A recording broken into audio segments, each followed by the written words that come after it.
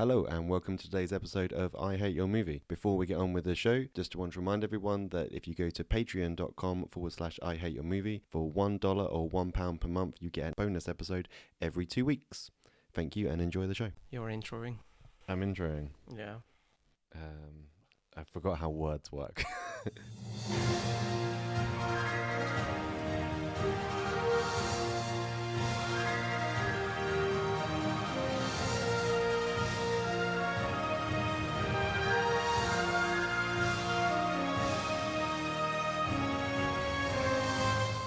Right, so welcome to I Hate Your Movie, a podcast where myself, Richard Evans, and my friend Dan Prem talk about movies that we have recommended to each other in the hope that we like them, but probably not. Yes. This time, we watched High Life, film star Robert Pattinson, who I'm going to keep calling Robert Patterson because that's something I keep messing up, in which he is on a spaceship of convicts and a baby is born and he needs to look after it. It kind of jumps timelines every now and again, and it's a film that I really enjoyed. I don't really know why, but I really enjoyed it, and I'm sure Dan has many, many theories on what it's all about. First of all, did you like the film? Is the first film I liked, recommended by Rick. Yeah. I would go so far as to loved it. Really? Yes. Wow. Okay. With like asterisk. I loved about 85% of it. Okay. My one sentence review. Oh, yes. The one sentence review. Shuffle, shuffle, papers. Yeah. After lots of resistance, by the end of the movie, Robert Pattinson finally enters a giant vagina. Okay. Oh, I mean black hole. Is that one sentence? Would be my review of that sentence. That was my snappy thought, okay? Okay. That was my funny thought about the movie. There's not much fun to be found in this movie, so it was hard to come up with one. Yeah, I love this movie. Okay, good. And I was very weirded out how you recommended this movie. It feels like a movie I'd recommend to you because it's very experimental. Mm-hmm. It's very sexual. Yes. It's very surreal at points. It's very interpretive, and so on and so on. It's kind of hard to pick this movie apart because it's done in a way where most of the time you don't know what's happening up until the end-ish, and you kind of piece together yourself. You're not being told a lot. Yeah. I feel like most of it you kind of get the idea of what's going on if you take it at face value like I normally do. Mm-hmm. So let's talk about a little bit about why you think that I wouldn't like this film and why Okay. I think that you would like this film. Because it's a weirdo sex film, that's why. Yeah, so first things first, I don't enjoy watching like sexual scenes in films around other people. I watched this film kind of soon after it originally came out. It came out in 2018, and I think I watched it 2019, which is 4 years ago. I don't remember it being as sexual as it was. I remember the key points. I remember Mia Goth being amazing in it, and I remember some scenes with the baby, and I remember, just as a heads up quickly, there will be a lot more expletives in this podcast than there were in other, but I remember the fuck room. Okay. But I remember it being like a 30-second scene, and that was about it. That was like the sexual part of it I remembered. You see, that's so weird to me because even when there's no sexual things happening in the movie, the whole movie is about sexuality to me. Mm-hmm. So it's so weird that was your takeaway in 2019. Well, my takeaway is about like convicts in space and what Okay. happens to people when they're separated from their reality and forced to be around each other. Mm-hmm. And it is very sexual. Yeah. But I thought that was kind of like a symptom of they start to lose the plot a bit, and it all gets They a bit. resort to their basic instincts, kind of thing. Yeah. Yeah. That's the vibe I got, and that's the vibe I remembered from it. Mm-hmm. Yeah. Also, I didn't think you'd like this movie because it starts with a baby crying for 20 minutes. Oh god, yeah, it's the worst. The main thing for me is like not a lot happens. It's a very slow paced thing, and not a lot happens, and I usually don't like that. I feel like the first like 20 minutes, 30 minutes of the film ask enough questions to kind of warrant watching the rest of it. Yes. You start off, and the film starts with Robert Pattinson. He's on the spaceship with the baby. Everything's very run down, so you immediately ask the question, okay, why is he there? where did the baby come from? Why is the spaceship run down? Why is he the only one left? And then from there, he empties the morgue and empties bodies out of the airlock door. And again, okay, so the film's probably not going to start there because the advertisements had loads of people in it. So at some point, you're going to find out what happened to the people. How did they die? Who were they? Da, da, da. And therefore, from there, I'm intrigued. Mm-hmm. Very well edited. Oh yeah, I want to talk about the editing a lot. Okay. The whole story structure is so well done, and it's my favorite kind of story structure where it's the way I'd like to write as well, but I don't do it as well as this movie did. You show pieces of a story, and then you let the viewer put it together. It's like a big puzzle. There's no establishing shots. It doesn't start with big spaceship. Mm-hmm. The year 2000. Crewmates Yeah. 2. Like, it's the digital thing on the screen. Crewmates 2. Yeah. Captain deceased. You have no idea what's happening. You get observation shots where instead of showing you a big picture image, you just get like little vignettes of little things that happen in the ship. So you get a bit of the garden, Yeah. little close-ups. But yeah, even that, like at the start of it, because the garden has just like an old abandoned pair of shoes at the very start. Yeah. And again, that's a kind of like, oh, Yeah. what happened there? Editing was so good in this film, and I love how most of the movie they let you just wonder what the fuck's going on. I'd like to give a shout out to the filmmaker. It's really hard to make a film with a baby in it, and this baby was in it a lot. Yeah. I wrote down baby acting. What I mean by that They is auditioned the babies. what I mean by that is not the baby is trying to act, but usually when there's a baby on set, it's acting very weirdly. It usually reacts to the crew that's around it. I suspect that it was a very limited crew, and it was just a smart choice of kind of keeping the baby's focus on Robert Pattinson. There is a fun fact about that. Bam, Yeah. bam, bam. There was 2 twins cast. Robert Pattinson didn't get on with them, or they didn't get on with him. I don't know if it was an organic, like, oh, I know someone, bam. Or it was they just happened to get someone else and it happened to be his friend. But I think the main thing from interacting with the baby, I think they kind of let it roll by the looks of it. It wasn't like, oh, the baby has to do this. Yeah. It was kind of like the baby's playing around with Robert Pattinson's face and he's working that into the film, which is Correct. very organic. And I've heard that there was not much meat to the script. It was very skeletal, with mostly dialogue, which is, again, great credit for the director, because to end up producing this from a not very wordy script is like, she had to have all this in her head. Great work.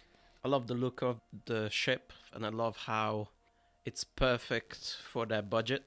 Yeah. It's very limited budget, and they do this retro futurism thing where it looks old, low tech, but it fits. Yeah, the only thing I would say it could do with being like less HD, because at the very start, especially when he's putting the suits on, like if he leans on that wall too hard, it's going to fall down. And the space suits as well, like. I think they looked appropriate. They looked manky and used and brown. And But they did, but I didn't understand. They had this locking mechanism at the front, but at the back was just like a sheet that just fell down to their shoulders. It wasn't even remotely looking airproof. Airproof? Sealed. Yeah, to be honest, I was so mesmerized by this movie, I didn't notice details like that. It felt like a Nicholas Winding Refn movie, like Drive and Neon Demon and Too Old to Die Young, where it just like takes its time and it's very hypnotic. Yeah. I love these kind of movies. And then the title comes in 17 minutes in. I checked the time, a bold choice. Are you familiar with the Kuleshov effect? No. It is an old editing trick where they film the guy's face, just completely emotionless, and then they cut to images, like a baby, and then they have a cake, things like and that. You assume that he's happy or sad. Yes, that was used full effect in this movie. It was so good with its observational shots. It used the Kuleshov effect to full force. And I think a lot of that comes from Robert Pattinson. I mean, I've explained this film to a few people now, and everyone, you say, oh, it's got Robert Pattinson, because we're excited about it, because we've seen the film and he's very good at it. But people are like, oh, Robert Pattinson. Oh, we're going, stupid. I hate his stupid face. But this is the film. I was kind of the same, like the Twilight guy. Don't care about him until I saw this film, and then I will happily watch anything with him in it because he is very good, and he is very good in this as well. I actually wanted to talk about The Lighthouse and this film in comparison because this was the biggest thing for me because, let's update everyone else, by the way. I did not like The Lighthouse. I thought it was terrible. I thought the journey into insanity was way over the top. It was way overacted. It was way overshot. It was ridiculous. It was black and white for no good reason. It was crazy. But this kind of showed people properly, in my opinion, going mad. People trying to rein in their insanity and rein in their rage and frustration and anger and all of that stuff. Every now and again, it just explodes and it comes out. That's the shocking moments of the film, where it wasn't like someone sitting in a corner going, "Let Neptune strike ye dead, Winslow! Hark! Hark! Triton! Hark!" Because that's not what people would do. I think you missed the point in The Lighthouse in that it's not meant to be a realistic depiction of someone's going mad, and High Life is. But then what's the point? It's making stuff up for the sake of... It's telling its own story with its own style. Okay. We'll talk about The Lighthouse another time. You're going to have to watch it That's all the what way through this time. No. Yeah, so when I watched The Lighthouse in the cinema, I just got completely fed up with it. And I think 20 minutes before the end, I just got up and I walked out. God, I said, this is absolutely ridiculous film. Not only is it gibberish, it's annoying gibberish. So I've had enough. So when we review it, you have to rewatch the whole thing. Absolutely. Oh, God. I recommend it just now. No, I don't think I would actually watch that film again voluntarily. The Lighthouse is an amazing movie. Watch it, by the way. If you like my kind of stuff, watch it. What I did like about this film as well is it didn't go too much into completely mapping things out for you. Like you said, like we have flashbacks in Robert Pattinson where he's walking a dog with a friend as a kid, and then the dog's dead, and then the girl's dead. Other films would have done a whole long-winded, dramatic, "No, don't kill the dog. Oh, I'm going to get you." To show how evil he is. They would have started the movie with that as well. Okay, yeah. They wouldn't have intercut it in seemingly random times with the original timeline. But one thing that's coming up in my notes is some things around the halfway mark they start to explain. And they later on explain the dog thing, which I thought was unnecessary. I thought we got it, what happened pretty much. Yeah, but later on, his daughter says it to him. Like, I think that's the idea of that isn't to tell the audience, it's to show that she knows who he is at that point. And she finds out. I think that kind of symbolizes the moment where you realize your parents aren't perfect. You realize your parents are as messed up as anyone else's. Yeah. One thing that comes up earlier in the movie is they explain that they're prisoners in space twice.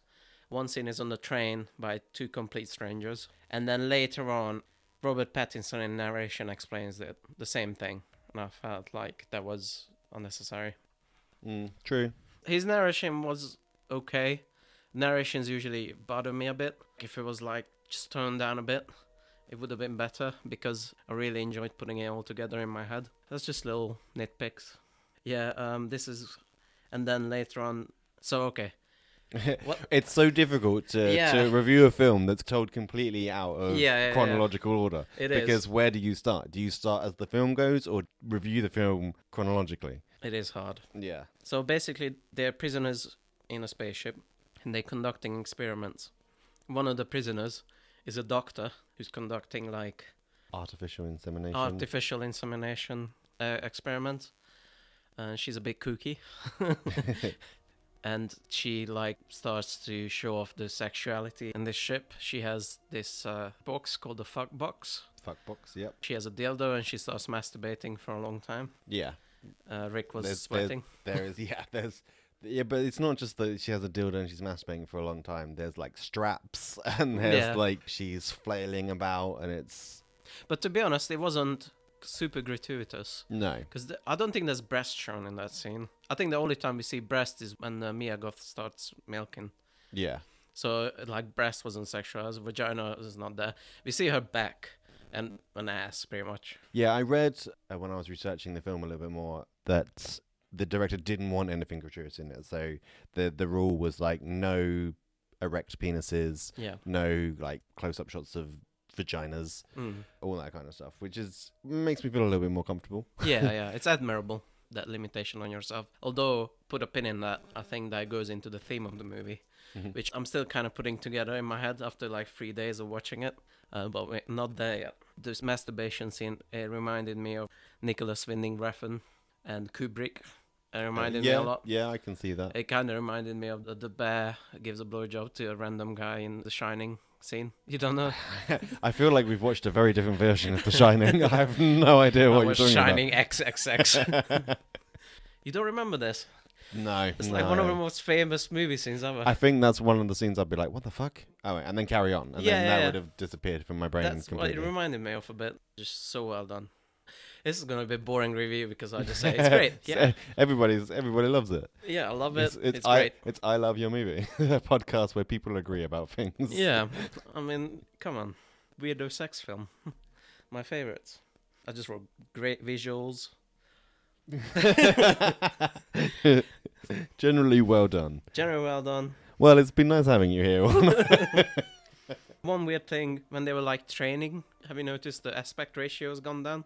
Yeah, it felt very TV. Yeah, the aspect ratio went to 4:3, and I think they had even a VHS filter kind of thing. Weird, but okay. It'll be one of those things. There's a reason behind it, but you'll never find out what it is. The exercises they were doing were weird as well when they were crawling along the floor. Like animals. Is that supposed to... I guess that was more to the theme of sexuality and kind of Animalistic instincts. Yeah. I had a thought here about...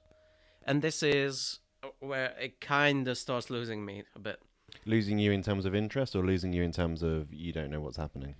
Story. The story is losing me a bit. Okay. And this grows, unfortunately.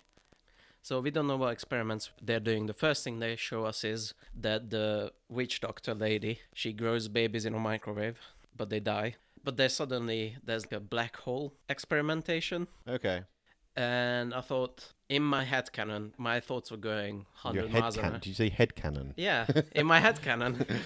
What's a headcanon? You don't know headcanon? No, I don't know. It's like your own made-up story. Okay. About something. Oh, I see. Like yeah. Yeah. I'm picturing a cannon, like an actual like. So ideas popping off. My thoughts are going 100 miles an hour, and in my thoughts were, this would be great if their mission is actually to populate a planet. Okay. It would have mirrored our own history of doing that, which is how criminals were sent to Australia, criminals were sent to the United States and New Zealand to... Look how they turned out. Yeah, it wasn't a good idea. I thought it would be a space version of that, but then we see that the actual testing is for a black hole, and it just felt a bit out of theme for me, out of place. But later on I'm thinking, I thought about it more, and it kind of connects, but we'll get into that later when we discuss the ending. At this time, I started to write down some notes, which later on kind of turned out to be not true. What part of the film are we at the moment? We are kind of the middle. The middle. Middle. But what's happening? Like, what? This is where... Are we with the crew at this point? We are the crew, and there's lots of narration Okay. from Robert Pattinson, and this is what I wrote down. I wish less narration, but I realize it's probably impossible Okay. to keep away all the narration. Mm-hmm. Just going back a little bit. Okay. I thought like a really good scene of the film was when he's with the baby, and he's clearly very lonely, and he has no one to talk to, and he's sitting there with the baby, and he's like, "Hello there. Yeah, I could have just drowned you. I could have drowned you, couldn't I? Yes, I could. Yes, I could. I could have drowned you," or something like that. Yeah, and I thought that was a really good scene to have in the film, because I'm sure a lot of parents feel that way. I don't have children of my own, but if I did, that's exactly how I would feel. Yeah, I think a lot of people feel like that, to be honest. It's a very, you love them, but you hate them type of deal. I just thought it was a not powerful scene, that's a cliche thing to say, but it was good to have in there to show you that, yes, you know, he's doing everything for his daughter. It just kind of shows that he is a regular parent as well as being... Yeah. A regular human. Yes. Yeah, much. I wrote down microwave baby, question mark. Where are you getting the microwave baby? It was in a box. It's a box, but it's a thing that you have in a hospital. Once a baby's born, you put them in the intensive care box. It looked like a microwave to me. It was a clear plastic box. It made me chuckle. It was clear plastic. just How needed was it a microwave? Beep, beep. Your baby is ready. I don't understand. It was a clear box with handholds in it. As the film went on, they put metal sheets over the box, and I assumed that was to protect it from the radiation. So the opposite of a microwave, because they were being microwaved. Because that's the background theme of the thing as well. The people are dying because they're being slowly radiated by the ship, and that's why they're struggling to have babies. Yeah. But also, in terms of go back to the dual experiments, that was kind of like a Fallout. If you played the Fallout games, where, yes, the experiment is put a load of people in a bunker and they will wait out the apocalypse and come back when everything's fine. But in the game, each vault is a different experiment in itself. Yeah. And I felt that's what it was, kind of like, or at least they've been told their mission is to get energy from a black hole. I think it's called a Penrose process, which is an actual scientific theory. So that's what they get told. But then within that, experiments are happening on them that they might not have known about when they signed up. Yeah. So that explained the kind of the dual thing to me. It is around this time we get the idea of the crew in a flashback, obviously. And then flash forward and a flashback. Yeah. The crew, is a bunch of inmates, and the doctor, who's a bit cuckoo, was also an inmate. And it shows that daily life and how the doctor is kind of experimenting on them. I was thinking, around this time, I started to get themes for the movie, which is, it might be a biblical tale of chastity. Right.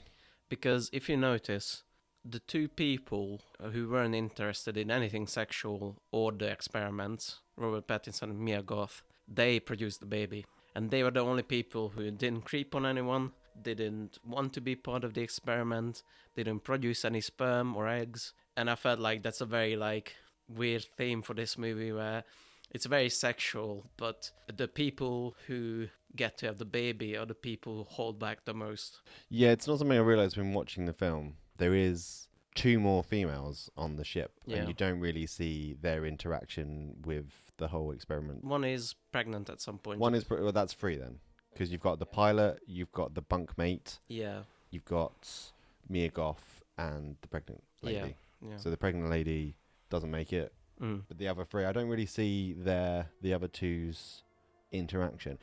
My assumption was she was experimenting on the pregnant lady, and the pregnant lady died, and then she just picked another one at random. She was just going to... Okay. Because you don't see the pregnant lady get inseminated anymore. You don't know how she got pregnant. Yeah. You assume it's through the things, but she might have done it involuntarily to them. But then, if not Mia Goth, because her connection to this idea is not fully realized, maybe just Robert Pattinson holding back is kind of the theme of the movie. And they'll play into the end a bit. Yeah, and the doctor's obsession with him because he is abstinent, because he doesn't want to be involved in the process of giving life. It's just a weirdly contrasting idea to the presentation. It's a very no holding back kind of movie, but somehow the guy who makes it is the one who's the most pure, quote unquote. Yeah. That makes sense. But he is a murderer at the same time. Yeah, on the ship. That's why I'm calling it biblical. All biblical stories. Oh, he was a robber and a rapist, but then he found God and he didn't fuck around anymore. It kind of felt like that, you know. I got the vibe that the doctor chose Mia Goth because she was a pain in the ass, and that getting her pregnant might get her to behave.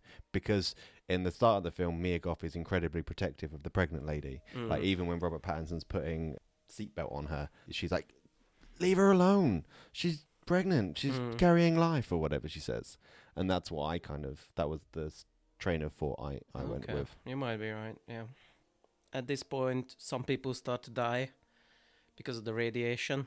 I wrote down, a guy dies almost as if his whole mission was stupid. Which, to be honest, it was. And it's like a pointless, stupid mission.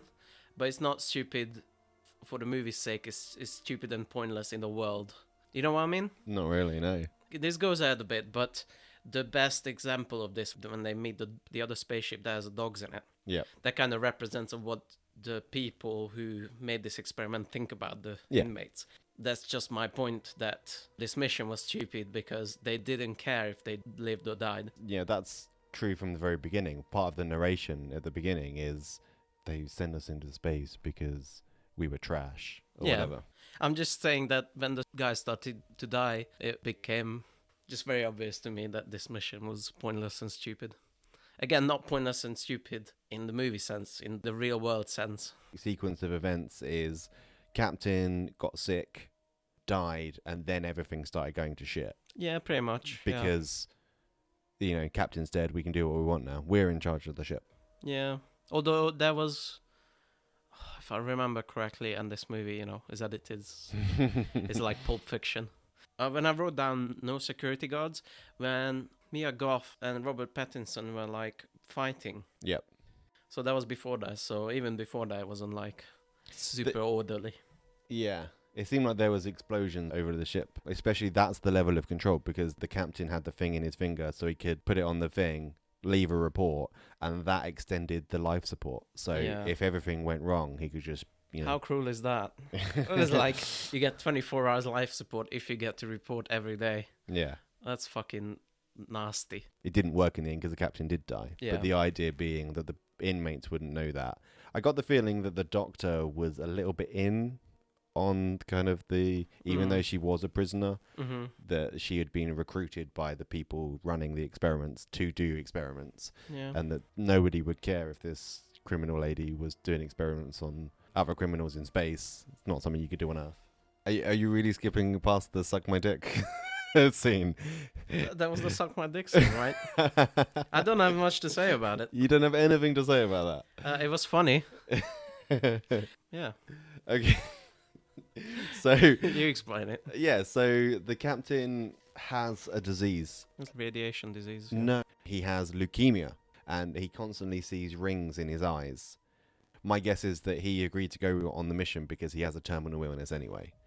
So he succumbs to this leukemia/radiation and has a stroke. The witch doctor lady realizes he's just going to be a burden on the crew, draining resources, no one can look after him, so she kills him. Yeah. But he knows about that. She says to him, like, I'm going to put you out of your misery, and she poisons him. Yeah. His last words as suck my dick, please. He asked. He said, please. He did say please. Well, yeah, I mean, it's how you'd want to go out, Yeah. You've got nothing to lose at that point.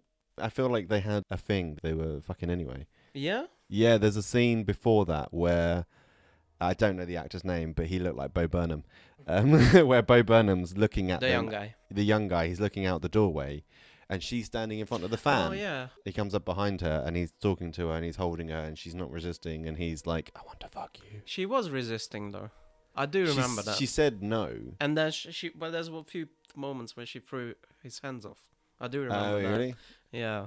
I think that was just general, everyone wants to fuck her because she's outright sexual. Okay. I think that was it. And he was the most desperate, I guess. I think in the end, they're all the most desperate. I think that's... So what is the significance of the sex room, the fuck room? That's what I meant to ask you, because you're the theme guy. Okay. You know what's what. Like, is it a measure of control over the crew? What does it symbolize? I mean, for me, it makes sense because you give people, something to do. Because otherwise they'll all start turning on each other. I don't know if it had a thematic significance. Oh, okay. To me, it's more... Weirdly, it's more like a character examination of that lady who's overtly sexual yet doesn't let anyone in. Because right after she comes out of the fuck room, she says no to someone, or someone's looking at her, or someone's looking in. She comes out and Robert Pattinson's out there. Yeah.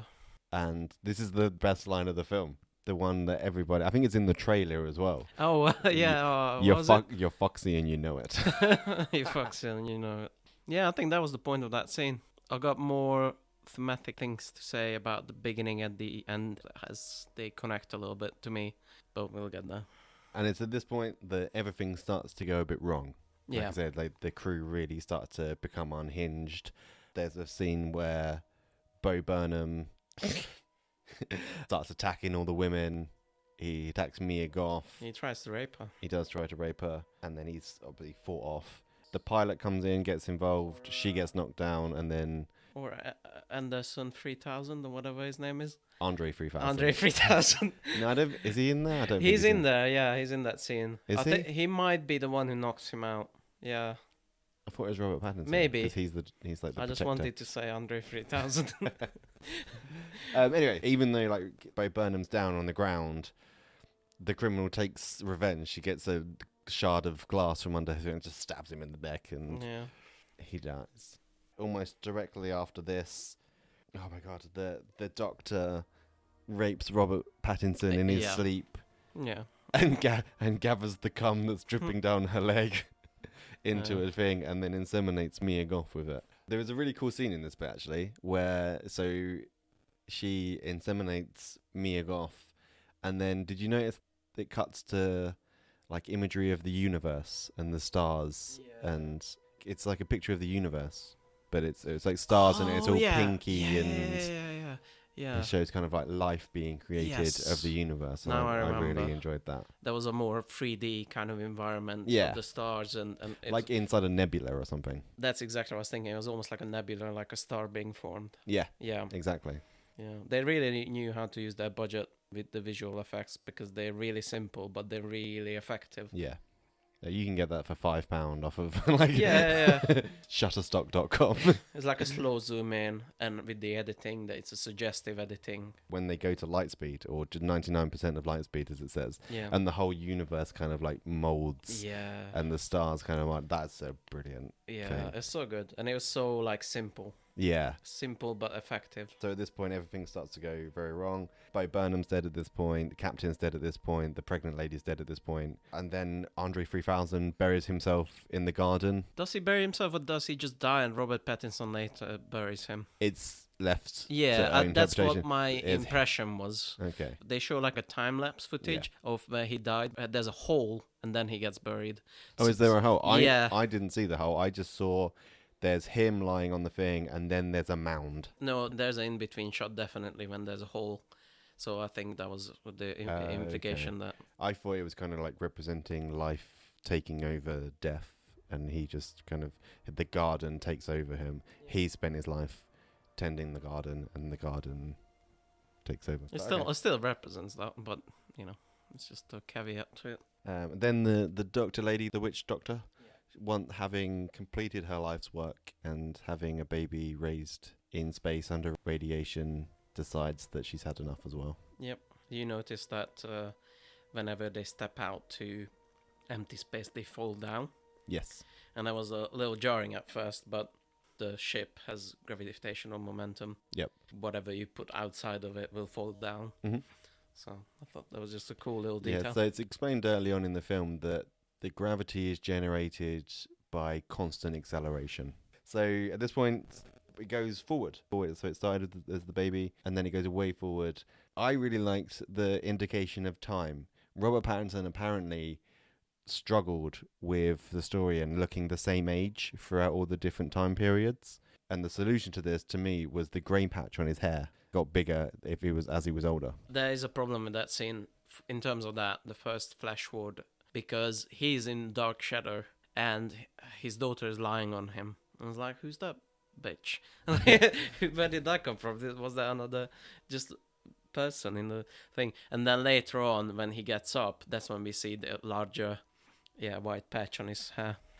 What's next in the notes? For me, it's the first black hole scene. The first black hole scene. Yeah. Is there many? Is there several black holes? Well, there's the ending, and then there's a Mia Goth flying to the black hole.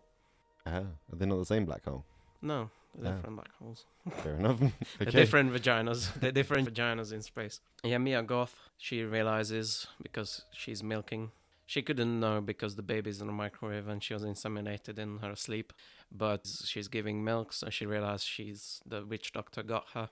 Wouldn't the 9 months of pregnancy? I had a feeling that they put not the baby in, but like the zygote, kind of like the very undeveloped baby. Yeah, the but the pregnant lady at the start is quite pregnant. Yeah, she's like 6 months that's pregnant. true. The reason for the box for me is because the baby probably won't last the term because the mother will reject it because of the Okay. radiation. by the way Mia Goth reacted. Oh, she got me. I felt like that reaction was based on a mother who's given birth, who's had their baby taken away. Oh, okay. I thought that was because she never went along with the experiments. A mother who's had their baby taken away has been like continuously milked. Like she's giving to her baby, but she's still not a part of it. And look at you interpreting themes of a movie. So, well, I mean, that's just... He's growing up. For me, that's just the logical kind of... I like that. That's cool. That's a cool interpretation. What it looks like. Yeah, I like that interpretation. It's cool. No, cool. There's not a blue box and a key and an opening and a black screen and everyone changes character to be found. Yeah, that was my problem with this movie. Not enough blue keys. So Mia Goth decides to... Do you think she tries to commit suicide by flying into the black hole? Or do you think she's trying to do the mission? I don't know is the answer to that question. I think it's like a joyride. Okay. You know, why does someone steal a car and drive it the wrong way down a motorway or drive it 80 miles an hour through a populated area? It's just a fun thing to do. Joyride with like possibly the cruelest death you could experience, where you spaghettify and then you slowly pull towards this gravitation thing. But that's the thing. Like any joyride can end up in you crashing and dying. Yeah. But I think it was just kind of the final, like, giving up. Okay. So suicide. I really like the black hole visuals, the spaghettification. Yeah. That's what it's called when you get close to a black hole and everything just stretches out. Everything elongates. Yeah, there's one thing though, but they couldn't have done this. Which is from their perspective outside the black hole, that ship should be frozen, basically, and moving at very, very, very, very, very slow speed. From Mia Goth's perspective, she falls in, gets stretched out, and dies immediately. But from the ship's perspective, it should be like frozen around the black hole. But I understand for dramatic purposes, it was more. They just watch it on the little screen, but still, it would have been the same kind of thing. Yeah, it's hard to kind of like have a death scene where it's, oh, look, they're over there still. Yeah, she's falling in very, very, very, very slowly. 3 days later. Oh, she's dead. Okay, cool. Let's carry on with the film. My note at this point is, she grows up, they find a ship full of dogs, there's dead ones everywhere, she wants one. Yeah. I feel like that was a thematic connection with the dogs and that Robert Pattinson killed the dog, but I haven't quite figured out what that was yet. Okay. To me, the dogs more spoke about what I spoke earlier, is that kind of like this very bleak realization of the mission that they are treated like animals. Yeah. What came across to me. Yeah, you are one of many experiments and you do not matter. No, not at all. Maybe something like, because he rejects company. A dog represents him when he had a friend as a company. Something like that. You're the theme guy. I'm the theme guy. You tell me. I wrote down the last 20 minutes a bit aimless. That's where I kind of lost me. I enjoyed all the puzzle pieces, they're fitting together. I enjoyed all the filmmaking. And then when all the puzzle pieces were fit together, I was like, oh, yeah, we still have 20 minutes left. It does feel like that once the crew story has been told, that should be the end of the film. Yes. I wrote down a bit of disappointment at the end. All right, let's talk about the ending. Okay. Robert Pattinson's daughter, Willow, she finds a supermassive black hole. And she says, oh, they can do it now. They can finally do it. She has a feeling that this is the one. Yeah, this is the one. And then kind of ends on a, will they or one day, will they land inside the black hole or not? And it's, well, this is where I kind of disagree with the director. I read the director that this is supposed to be like a hopeful ending. She explained that she read that you can theoretically land inside supermassive black holes and stay alive. But I think, first of all, that's like a theory of 1,000. Second of all, general audience, not even general audience, like a film lover audience who's not really into physics wouldn't take that away. So I think for most people, this was more of a bleak ending that, oh, they're gonna die. No, not at all. No? No, because the way she explains it as kind of like, I think we can do it. You know, it's not like, let's go kill ourselves. At least the kid has hope that they're going to land in a black hole. My question would be whether Robert Pattinson feels that way. That's what I was thinking. I was more with Robert Pattinson's face with this one, where he was like, I don't know. It was Yeah. kind of like at that face. But at this point, it seems to me like because he's shutting down loads of different parts of the ship, in his mind, the ship isn't going to last forever. And what's his daughter going to do alone? She's suggesting they fly into that black hole to try and find something. So he kind of like, he wants her to die with hope, potentially, and not like grow old on her own, because he knows what it's like to be on the ship on his own for so long. So he doesn't want that fate for his daughter. Mm-hmm. Let's talk about how this movie is like incest positive. Okay. I did not get that vibe at all. Right, so let me try to explain it to you in a way I saw it. I think I'll begin with where they first show the daughter. She has her first period. Yep. Or one of the first. That's definitely a choice to show that. Also, the very first time we see the daughter, she's sleeping on the dad. Yeah. So, like, I thought that Robert Pattinson's kind of journey was that he is like a chaste man. He's a man of chastity and he's holding back the whole time. And so, to me, either the movie's theme, what you left with, is, oh, his daughter is his last challenge for his chastity, or that incest is okay. I think you've seen a picture of a white wall and you've gone, yes, that's about... I'll tell you more supporting evidence. Okay. So we have the period. Right. Why So, would you show that? because it shows her growing up. His decision at the end of the film, in my opinion, is that she's growing up and she can't live there forever, and therefore they go into the black hole to potentially die or to find a better life based on her. So you have to show a point in her life where she turns from a kid who he can protect and that's his to look after, to when she's becoming an adult. And therefore she's becoming an adult now. Oh shit, her life's ahead of her and it's a shit life. What do I do about that? Not like, oh, she has a period, so obviously I want to fuck her. Okay. The laying on the dad. Yeah, but that's just kids. You know, Teenage kids. there's no social structure. There's no yes or no. So kids go and climb into their parents' beds up until quite a late age. And he does kick her out. Yeah. No, you know, that's... and he says, you're too old, you're too heavy for this now. Yeah. But again, that speaks to the point where not only is she in herself becoming an adult, he's discovering that as well. It's like, you're too old for this, and oh god, yeah, now she is too old for this, and she's too old for to be a kid, and she's too old. So it's not just about how she is physically, but how he feels about her. Yeah. In that she's Well, that's growing why up. I think that goes to my point then. No, Because at no point does that mean he wants to fuck her. Well, it's not explicitly said. It's not remotely sad, in my opinion. They enter into a giant hole together. Yeah, but it's a... That's why I think the black hole theme clicked with me. Because I was like, why is this black hole thing? I don't get it. It's like a journey into the unknown. And you can take that in a way where a journey into the unknown of incest, or journey into the unknown of living together, just the two of them, and he's holding back his whole life from now on. There's one more thing, right? Okay. And that's why I watched the beginning again. When she's a baby, one of the first things Robert Pattinson says, oh, I'm not supposed to do this. This is a taboo. A taboo. A taboo. Boo. Taboo.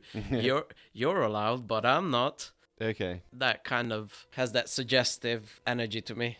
So he's a criminal. Yeah. He's murdered people. He's being on a ship of criminals. And for me, it's him struggling with how he would teach his daughter to live. Not just because of his background, but because there's no one else to tell him otherwise.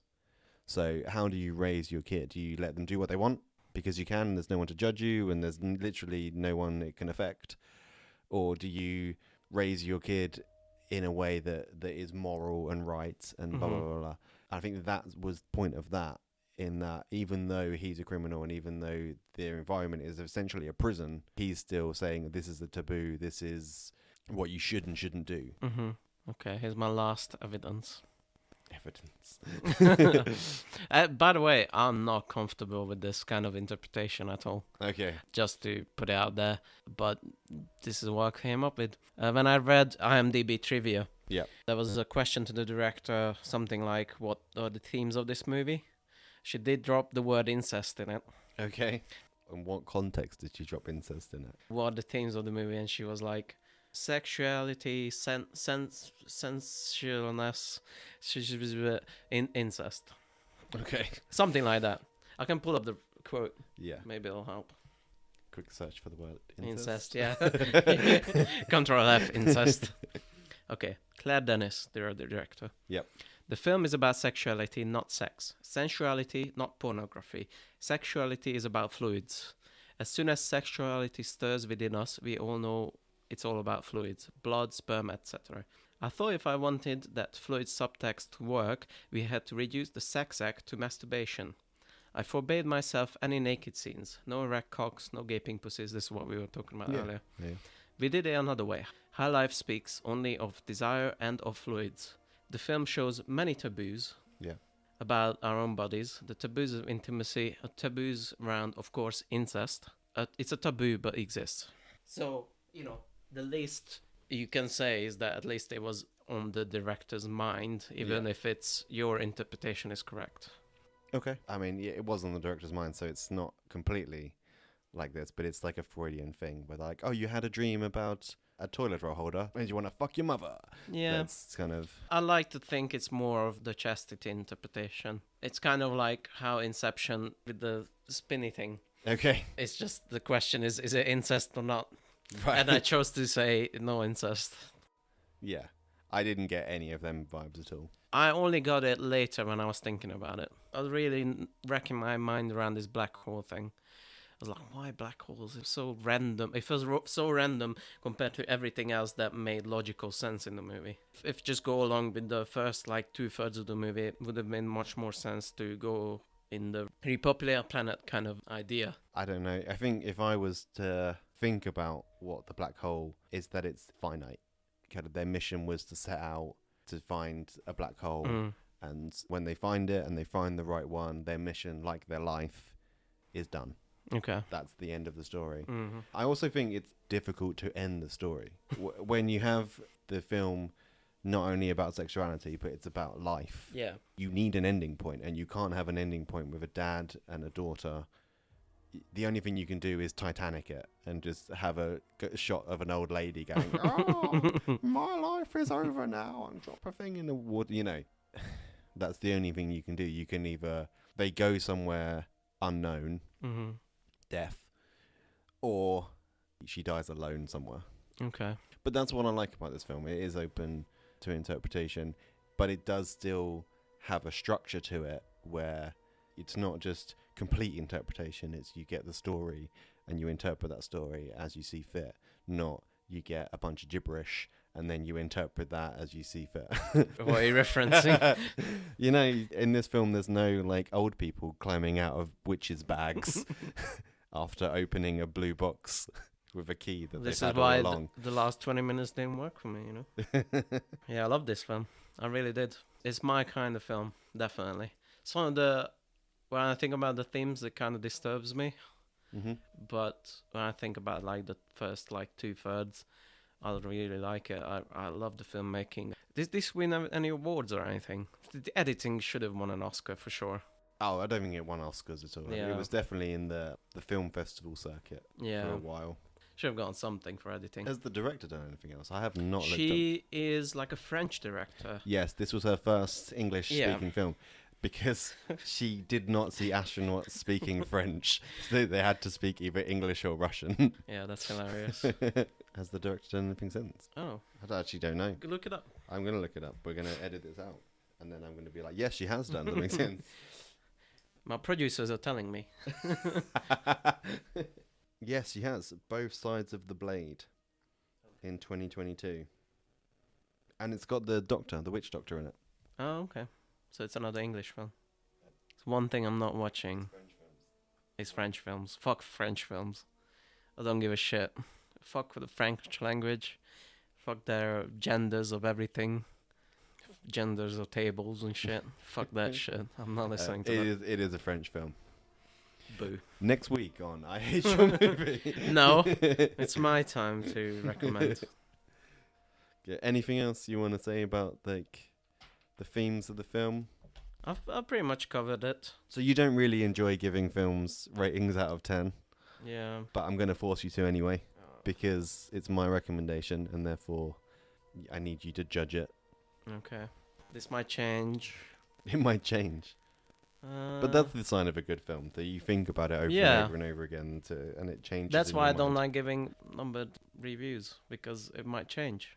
But you can still see a film and you go, Yeah. this is what I think of this. 9 out of 10. 9 out of 10. Yeah. Yeah. We have the first good recommendation of I Hate Your Yay. Movie. Congratulations. Yeah. I'm gonna add it in some music like.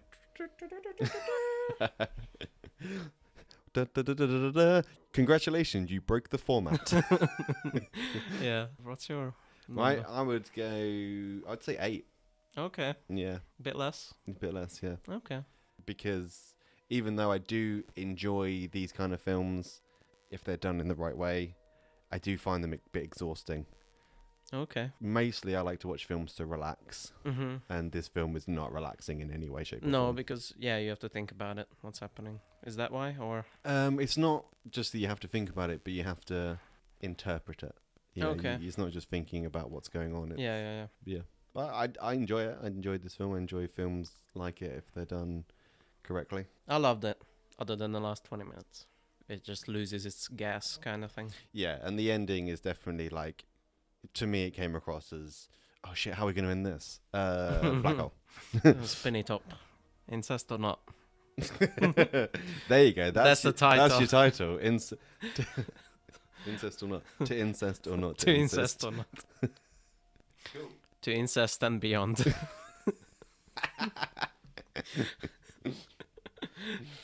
This is the end. I recommend yet again Wet Hot American Summer. Fun fact: Wet Hot American Summer starts with the same song as a movie we just watched a couple of hours ago called Cocaine Bear, and we're gonna talk about Cocaine Bear in our bonus episode if you give us money or whatever. Yeah. Available only On Patreon. if you put money in the cup. Yeah, Wet Hot American Summer. Well, I'm looking forward to it. I feel like you've done what I've done. Because when I was going into this, I had a worry that I was overcorrecting from stupidity to a fancy film. Mm-hmm. And I feel like you've kind of done the same. You've gone from fancy film down to my level. Not done to your level. You stupid asshole. The goal wasn't that. The goal was more like, oh, I recommended a miserable film for you. The Good, Bad, and the Ugly. And then we watched Even Mulholland Drive, which is bleak again. Yeah. So I thought I'll switch it up a bit. I showed up not only about serious fun, but good fun as well. Yeah, thank you for listening to this episode, Incest or Not Incest. To Incest and Beyond. To Incest and Beyond. Don't forget to share, like, subscribe, Yeah, subscribe. like, and hopefully see you again in the bonus episode. And if not, we will catch you next time. Yeah, Cocaine Bear. Don't watch it. Spoilers.